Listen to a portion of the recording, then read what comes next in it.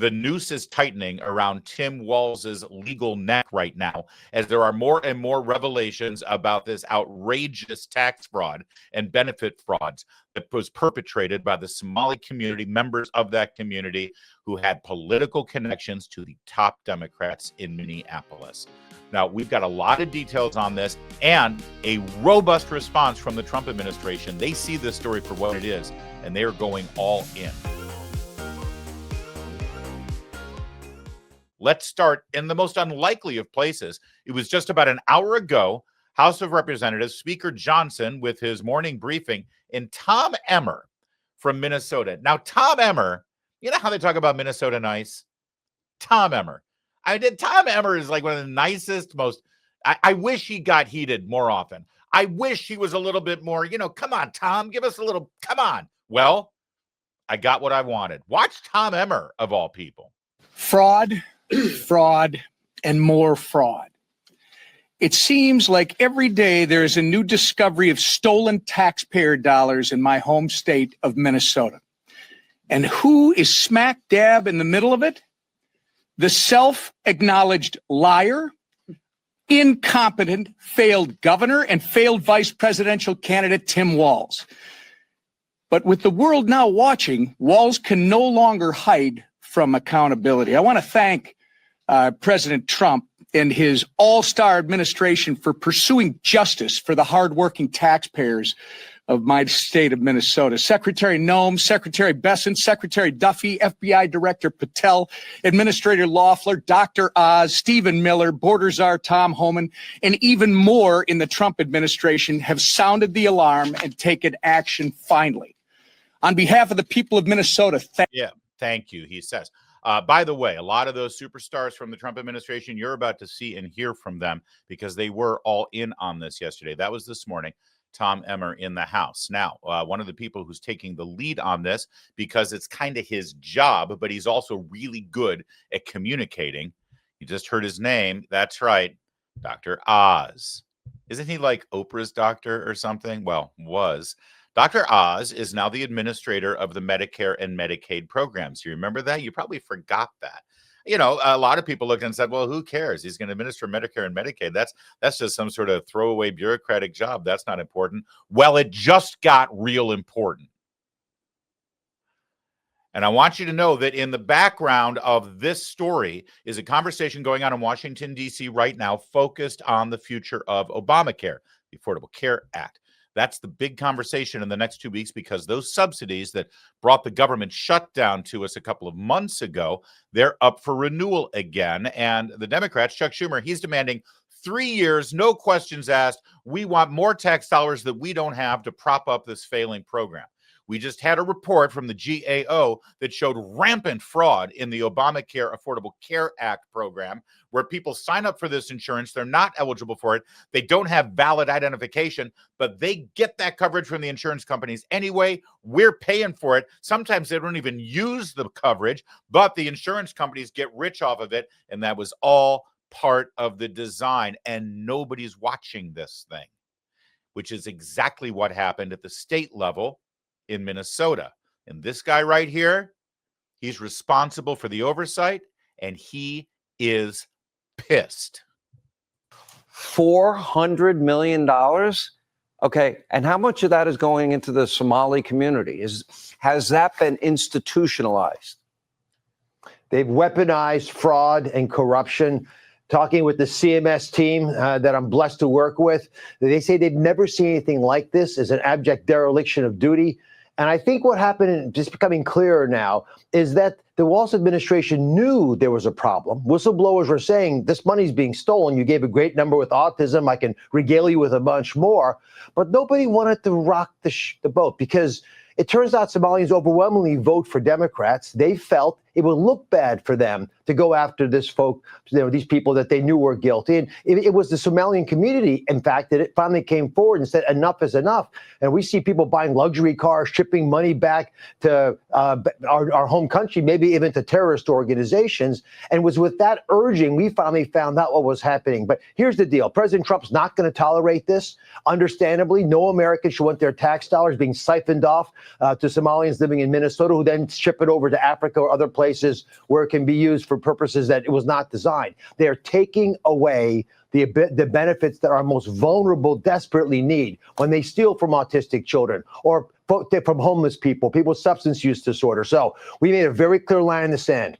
By the end of this month, we need some type of a written plan from Governor Walz's team. Every week we want audits. We're demanding this. And by the end of January, if they have not cleaned up this disaster, this mess, then Governor Walz should start looking for loose change under his couch, because we are going to shut down funding of these programs, the 14 additional programs, besides the one for transportation that we already, or rather for housing, that we already shut down. All right, now there's more to this, but I just want to pause there and tell you, hell yes.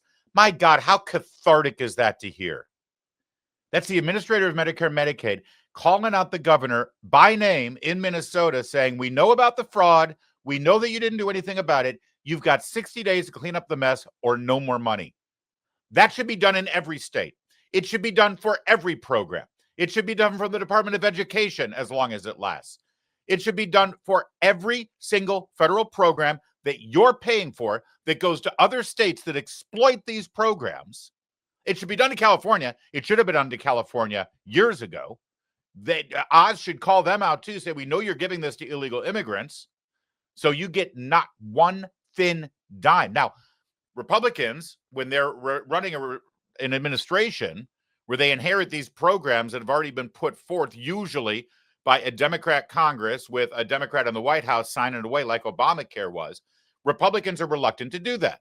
Well, why? Because the response is always, you're starving children. Children are going to die because you're going to cut off this money. Yeah, I got something to say about that. I've mentioned it before. I don't like to dwell on it, but I want to say it to make a point, so you recognize that I take this personally. My son is on the autism spectrum. My youngest son, nonverbal, 18 years old, almost 19. It's the love of my life.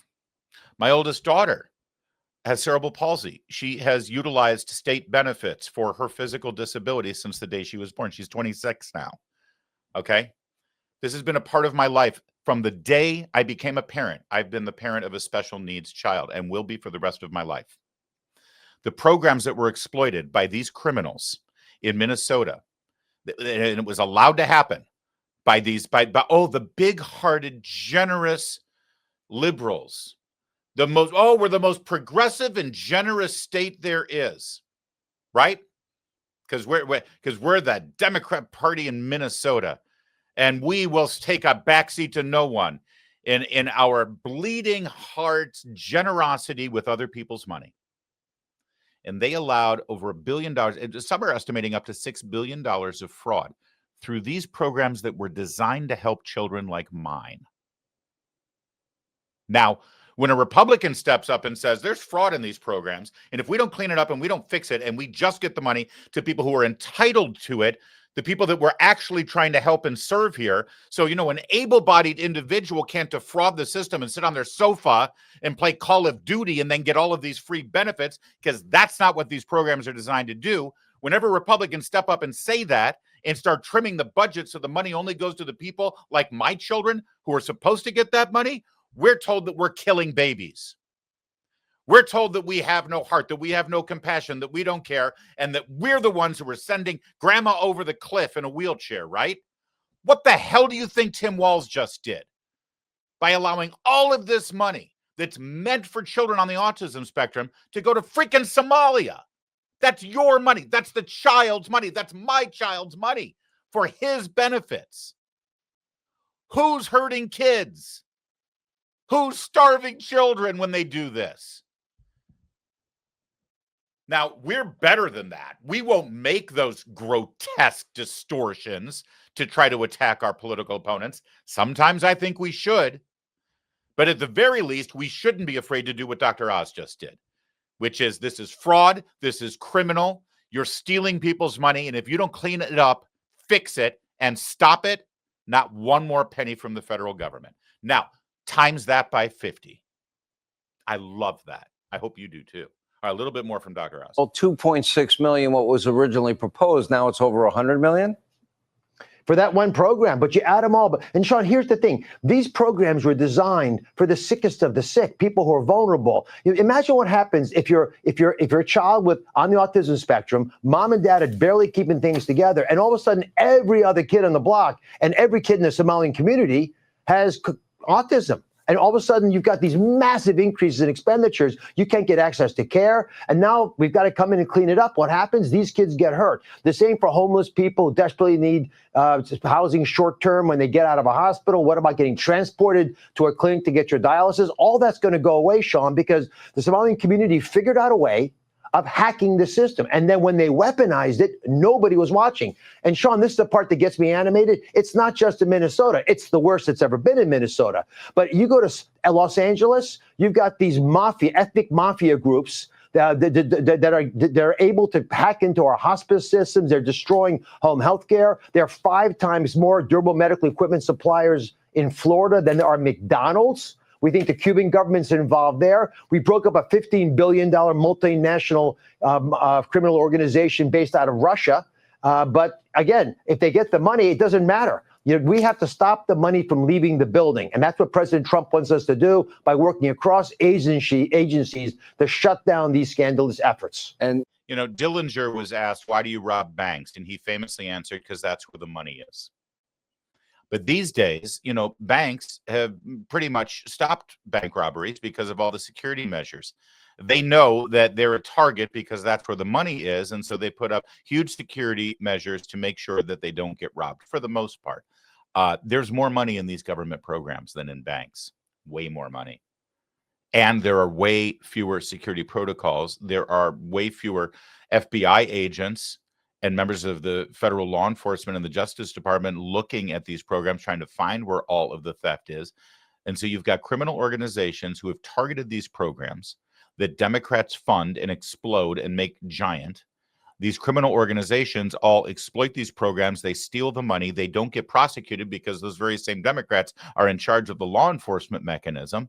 And then the criminal organizations that just got rich from defrauding and stealing the taxpayers' money and didn't get punished because Democrats let them get away with it, guess who they donate to make sure they stay in office? Just look at California. Minnesota is the tip of the iceberg on this thing. California, Gavin Newsom wants to be your president.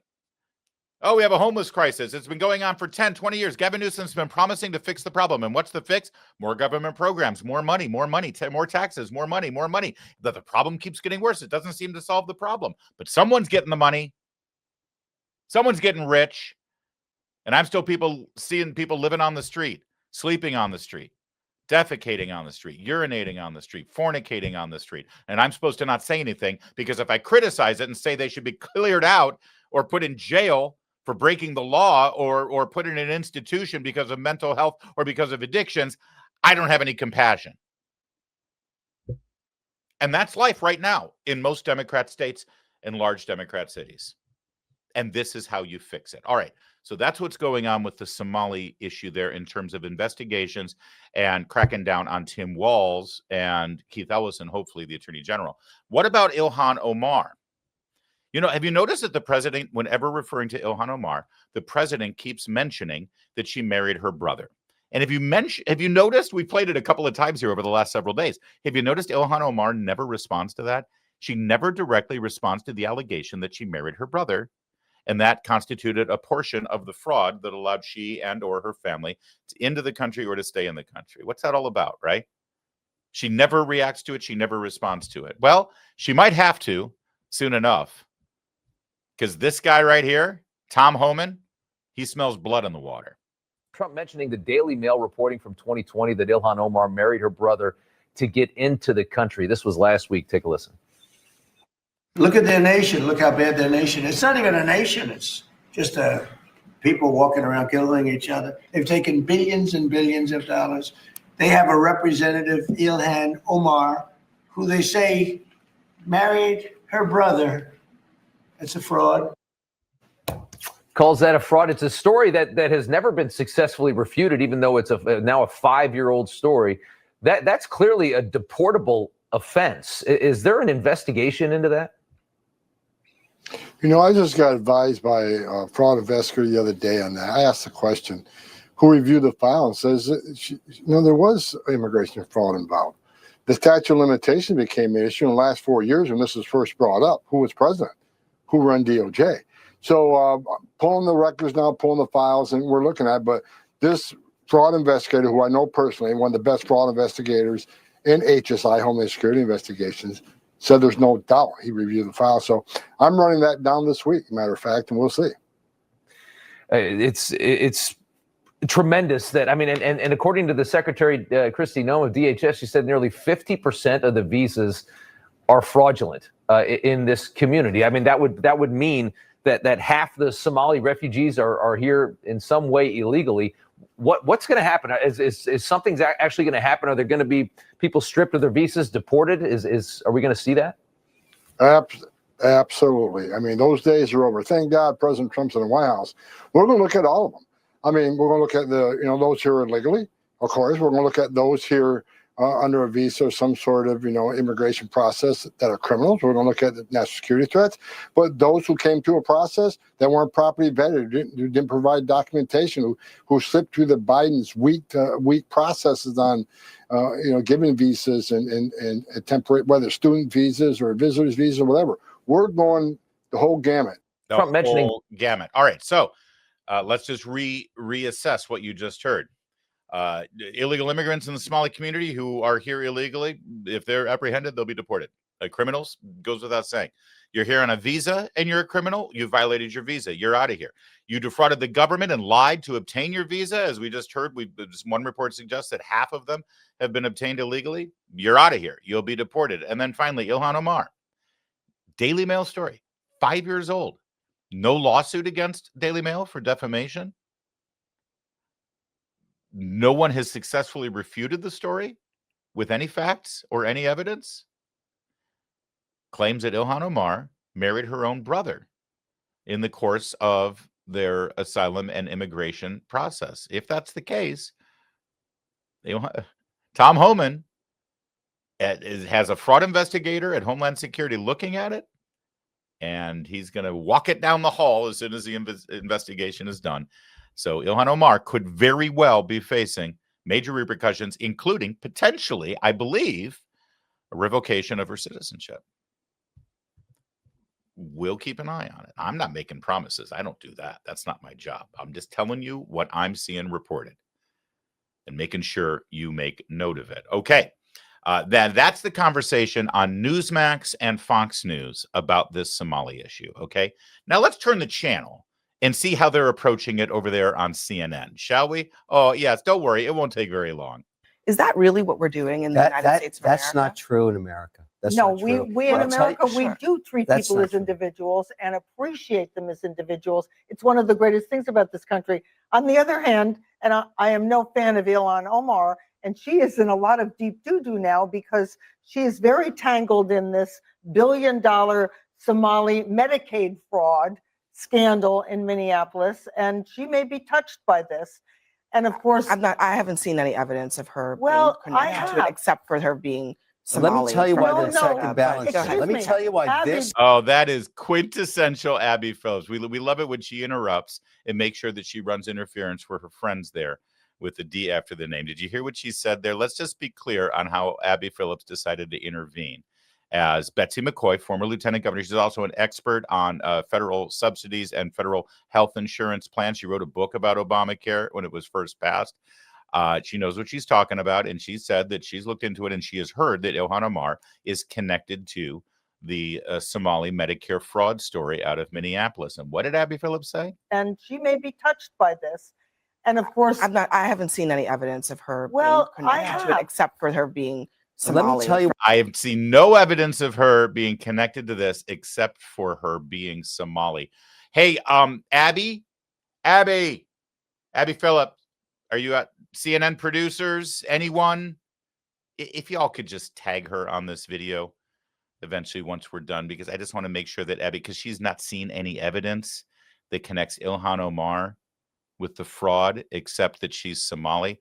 Here's a video put out locally on Somali television highlighting the Safari Restaurant and Banquet Center. You might want to Google that because it's at the center of this fraud scheme where they ran these programs and defrauded Minnesota and American tax dollars for upwards to $1 billion. Yeah, that's what this restaurant is right here in Little Mogadishu in Minneapolis. Just let's roll it and see if we can help Abby Phillips out a lot. aad iyo aad aan ugu faraxsanahay in maanta safari aan soo gaarnay sida dadka badan ay u og yihiin ciyaalkeena yaryar ilaa iyo number la eg 20 milyan oo ciyaal iskooley ah waxay cuntadooda ka helaan iskoolka kaliya marka waxaan fursad u helnay in aan sharci soo gudbino oo la dhahayo Meals Act oo u fududeynayo in waqtigaanay pandemic aan ku jirno oo dhalinyarada iskoolka aynan joogin oo guryahooda ay joogaan.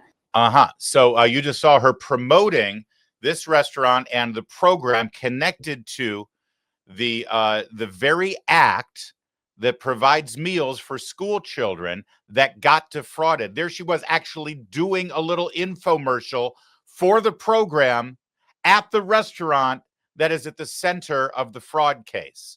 In fact, she was even dishing out some of the food. Now, that doesn't mean she's guilty, but the allegation made on CNN was that she is touched by it, that she is connected to it. Abby Phillips said there's no evidence. She has seen no evidence except for that she's Somali. I don't know what that is, but it certainly evidences something, Abby. Maybe a question. Maybe you might want to say, hey, you know, you said you didn't know anything about this, but I mean, you're sort of connected to the program. Did you ask anybody any questions? Did your staff do any investigations? When did you know something? What did you know and when did you know it? You know, that's what journalists do when there's a big scandal. All right, Abby, go ahead and tag her, would you? Meanwhile, Stephen Miller back over on Fox News, he sort of clarified for anyone who's not paying attention or wants to scream racism or bigotry or xenophobia or whatever name they want to throw out. He clarified exactly what the administration's position is on this scandal, on this community, and on problems with mass illegal immigration. Go third world country by third world country. No one's saying, look, there are people all over the world that are great people. But you look at the society. If Libya keeps failing, if the Central African Republic keeps failing, if Somalia keeps failing, right? If these societies all over the world continue to fail, you have to ask yourself, if you bring those societies into our country and then give them unlimited free welfare, what do we think is going to happen? You're going to replicate the conditions that they left over and over and over again. Can anyone defeat that logic, please? Without screaming, Nazi, xenophobic. No, stop. We're trying to have a serious grown-up conversation. You want to be a child, go to Blue Sky. Go watch MS Now. We're adults here. Is there anyone who can refute that logic that if you have a failed society and you basically bring that society without any demands, without any assimilation, without any expectation that they leave what broke their society back in East Africa or in the Central America, leave it behind. You come here, you're welcome. We're loving people. We're generous. E pluribus unum. But when you come here, it's time to be American now. Leave the old corrupt ways in the past. Come here and you follow our rules and we will hold you to a higher standard because this is America. And if you don't do that, you basically are importing all of the problems that were there and they're now in your backyard. That's all Stephen Miller is saying. And I can't see anybody who can refute that without just screaming racist, racist, racist, racist. And we mask the impact of immigration in every public policy issue we discuss. We talk about test scores. Well, if you subtract immigration out of test scores, all of a sudden our test scores skyrocket. If you subtract immigration out of healthcare, all of a sudden we don't have near the size of the healthcare challenges our country faces. If you subtract immigration out of public safety, all of a sudden we don't have violent crime in so many of our cities. Issue after issue, we talk about these things as they just happen to us. The schools just suddenly fail. Violent crime just suddenly explodes. The deficit just suddenly skyrockets. These are a result of social policy choices that we made through immigration. That's the truth. You may not like it. You can't handle it. but it is the truth. All right, so that's the position of the Trump administration. That's the focus of the Department of Homeland Security with regard to the illegal immigrants and the criminal activity there and what they're investigating. That's also the focus of Dr. Oz and people within the Department of Health and Human Services with regard to the fraud in the Medicare Medicaid system. Okay, that's what's happening in Washington to try to address and fix and bring justice to this scandal. Now, let's pivot back to Minneapolis real fast, or the neighborhood there, and find out what their perspective is. This is the mayor of one of the Somali majority communities in the greater Minneapolis area. What's their stance now? My St. Louis Park residents, and to really anybody who lives in the Twin Cities area, as we're getting reports that ICE is coming, that they're being deployed, know this, that St. Louis Park Police Department does not enforce immigration laws. They have not. It has been a long-standing policy for us. My St. Louis Park resident. That's the mayor. And her message to the residents there, yeah, we hear that the ICE is coming. We hear the cops are coming. They're going to start deporting people here illegally. So here's our message to you. And you would think that a responsible elected official who swore to uphold the laws of our nation and lives under the guidelines of the law and order criminal justice system and the Constitution of the United States of America would say, if you're here illegally, if you have broken the law, we implore you to self-deport or comply with law enforcement as they investigate the situation, because we don't want criminals living among us. You would think that would be the responsible answer. Instead, the answer was, don't worry, everything's fine, because our cops are not going to cooperate and they won't enforce the law. Okay. If you wonder how you got federal law enforcement in your neighborhood, and maybe even National Guardsmen to support their activities and keep them safe while they enforce the law, there's your answer. That's how it happens. We started covering this story several days ago, and every day we've got new developments, and we will continue to bring you those developments. That's why we ask you to continue to be regular viewers of this program. Thank you very much for that. Don't forget to subscribe and to share this video.